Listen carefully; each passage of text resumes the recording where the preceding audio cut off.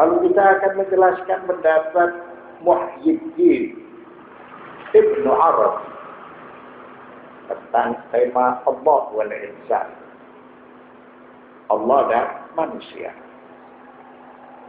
Muhyiddin Ibnu Arabi menjelaskan dalam kitab Al-Futuhat juz 4 suatu pembahasan tentang firman Allah Subhanahu wa ta'ala Dzul Jalali wal Ikram. Al-Jalal artinya kebesaran, Al-Ikram artinya kemuliaan. Mengapa? Karena manusia saat mendengar sifat Al-Jalal tanpa disertai dengan sifat Al-Ikram, manusia itu menjadi cemas dan putus asa dari rahmat Allah Subhanahu wa ta'ala. Karena manusia melihat dirinya la syai'. La syai' artinya tidak ada apa-apanya dibandingkan dengan Al-Jalal, keagungan Allah Subhanahu wa ta'ala. Jadi manusia menjadi cemas, menjadi putus asa karena dia dibandingkan dengan Tuhannya. Siapa dia dan siapa Tuhannya. Kemudian Allah Subhanahu wa ta'ala setelah menyebut sifat Al-Jalal, dia menyebut sifat Al-Ikram. Karena keduanya itu pada saat berkumpul, ini bisa menghilangkan prasangka dari diri manusia. Mengapa? Karena Allah Subhanahu wa ta'ala dia adalah zat yang maha agung. Dalam waktu yang sama dia adalah zat yang maha pemurah kepada manusia. Selalu berbuat baik kepada manusia. Tidak pernah manusia itu ditinggal oleh rahmat Tuhannya. Sehingga dia berjanji memperlakukan segala sesuatu dengan sifat Ar-Rahman dan sifat Ar-Rahim. Karena dia maha dermawan, dia maha pemberi.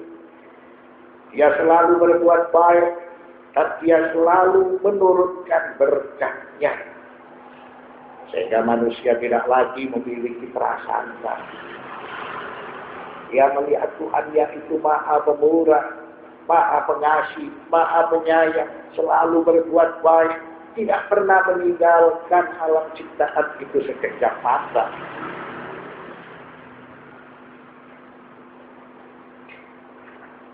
Fa'azala subhanahu hadha al-wahma 'anil insani azalahu bi'atfil ikrami 'alal jalal. لأن الجمع بين هذين الوصفين معناه أن الله وإن كان عظيما فإنه يكرم الإنسان وينظر إليه بعين العناية تفضلا منه وكرما. Kemudian Allah Subhanahu wa ta'ala menghilangkan prasangka dari diri manusia. Dan dia menjadikan kedua sifat itu berkumpul. Sehingga memiliki arti Allah Subhanahu wa ta'ala adalah zat yang maha agung. Dan dia zat yang maha pemurah kepada manusia. Selalu berbuat baik kepada manusia. Dan tidak pernah manusia itu ditinggal sekejap pun oleh Tuhannya. Walamma 'alima al-insanu بمكانته هذه عند الله أحس بكرامته وشعر بأنه لو لم يكن كريما لما اعتنى الله به هذه العناية. وزاد تعظيما لله لأنه علم بأنه عظيم عند الله. Ketika manusia mengetahui kedudukan dirinya di sisi Allah Subhanahu wa Ta'ala, maka manusia merasakan kemurahan Allah. Manusia meyakini bahwa Allah Subhanahu wa Ta'ala adalah Zat yang maha dermawan. Sehingga seandainya Allah bukan Zat yang maha pemurah, Allah bukan Zat yang maha pemberi, tidak peduli dan tidak berbuat baik kepada manusia, serta tidak melimpahkan anugerahnya kepada manusia, maka tentunya manusia dia akan sirna. Manusia tidak akan pernah disebut-sebut. Ketika manusia mengetahui kedudukannya di sisi Allah Subhanahu wa Ta'ala, maka manusia merasakan kemurahan Allah, dan manusia meyakini seandainya Allah bukan Zat yang maha pemurah, maka Allah tidak peduli dan tidak berbuat baik kepada manusia, serta tidak melimpahkan anugerahnya kepada mereka. Apa yang terjadi? Maka manusia dia akan sirna. Manusia mengagungkan Allah Subhanahu wa Ta'ala karena manusia mengetahui kedudukan Allah Subhanahu wa Ta'ala. Jadi setelah manusia mengetahui dia itu maha pemurah, maka manusia merasa dekat. Manusia merasakan segala sesuatunya itu merupakan pemberian. Manusia diperlakukan dengan sifat Rahman dan dengan sifat Rahim.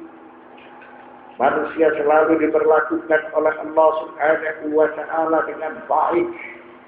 Maka manusia merasakan dekat di sisi Allah Subhanahu wa Ta'ala. Yang mengetahui kedudukannya di sisi Tuhannya. Wa na'tibu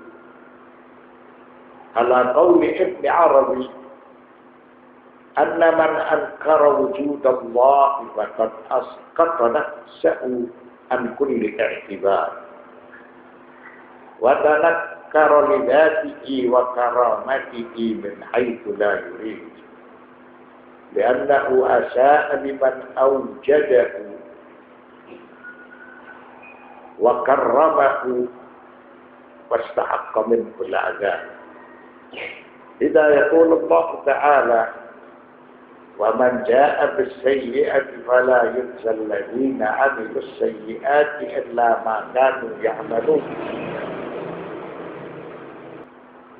Kemudian kita kembali kepada pendapat Ibn Arabi. Kami mengikuti pendapat Ibn Arabi bagi yang mengingkari wujud keberadaan Allah Subhanahu wa Ta'ala. Maka dia telah menjatuhkan martabat dirinya tanpa dia sadari. Mengapa? Karena dia mengingkari zat Allah dan mengingkari sifat al-ikram, sifat kedermawanan Allah. Dan dia sudah berburuk sangka kepada zat Allah yang menciptakan manusia.